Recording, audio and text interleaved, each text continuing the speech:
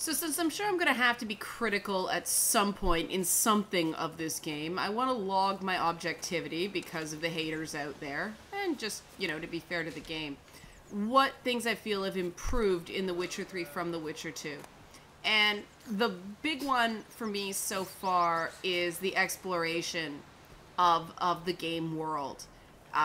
The mini map, the entire map system is vastly improved in that it's actually useful. It's not just a diagram of the environment.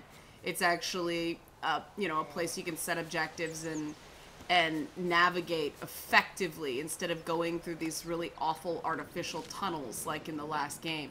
But the thing I really like is if you watch the mini map, as you explore, these little green points of interest pop up.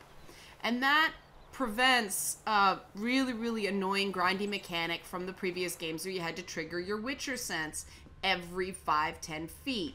And as you can see, I just pulled it out there. But if you get close enough, if you're having trouble finding something, you can still trigger it and you get those halos.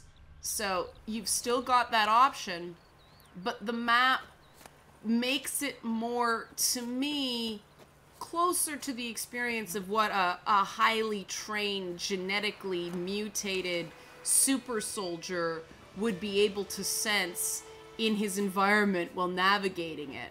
So I think that's a really good step forward. The swimming is quite nice too. Instead of just having bodies of water that are, you know, pretty, you can actually... whoopsie. Why'd I do that? I forget how to run. Running is weird. Oh yeah, it's A. That's weird. So I'll show you a bit of swimming here.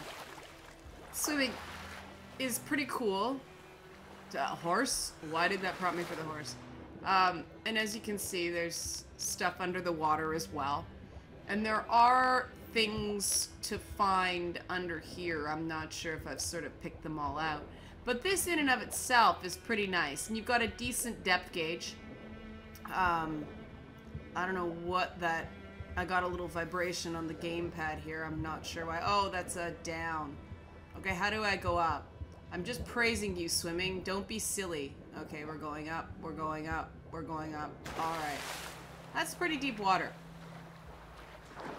And you got the surface stuff. I'm not... Here we are. Here's some things. What are these? Oh, there's something. Now, every so often, I find you're finding it here.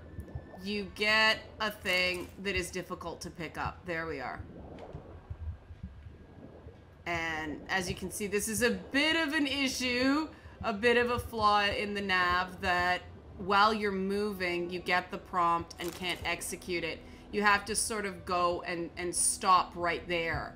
I also find some of the button mapping a little unintuitive, but hopefully we can go through and fix. I would prefer it be Y to go up, A to go down, because that's intuitive, as opposed to A to go, X to go down, B to go up. It's side to side instead of up and down. That's a strange choice. But it is still an improvement. So I guess it'll be up to people watching this video whether or not improvements are enough, or being sort of, you know, true AAA standard is what you're going for in terms of... And I mean, this is a tough one because every game... how do I put this? Every game sort of figures out its idiosyncrasies based on what it has to accomplish with a limited number of button options. So it's hard to say it's a flaw specifically. It's just not intuitive for me. But like I said, I wanted to say what the game does right. So there's a white myrtle. I remember you from before. So I just wanted to give it a bit of kudos for an improvement from previous games in its navigation.